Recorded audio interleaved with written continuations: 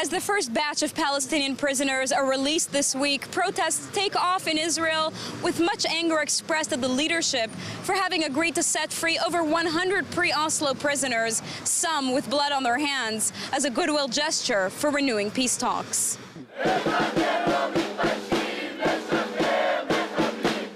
We're protesting against the release of terrorists that killed Israeli citizens, babies, old people, Holocaust refugees, survivors, and of course Israeli soldiers. Those people acted in devastating acts of terrorism. We're here to protest the absurd that is releasing terrorists.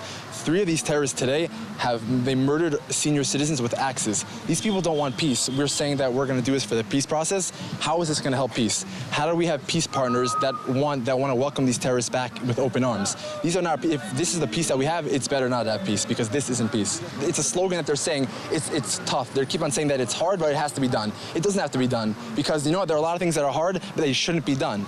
This is a red line, according to us, that should not be crossed at all. Israel is doing a wrong step, unmoral step, by releasing murderers from prison. There is no other country in the world who is doing that. The United States push Israel to release murderers who murder children, women, old people. I think it's an unmoral step and something wrong that the government is doing.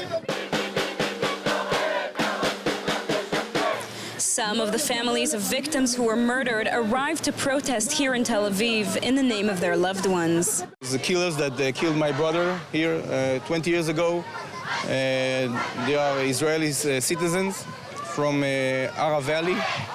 They live in Israel. They have the same rights as any other citizen here, but they chose to murder soldiers in the name of the Islamic Jihad. So they said. They came in at night, they murdered my brother and 2 other soldiers brutally by using axes and pitchforks, and they abused the bodies and they stole their weapons and went back to their village. And we feel that on behalf of the victims, on behalf of my brother who's in the ground, he cannot speak, and we miss him a lot, and I feel that it's my duty to speak for him. They're murderers. They're not prisoners. They're not political prisoners. These are terrorists. These are terrorists that have blood on their hands and that kill innocent Jews.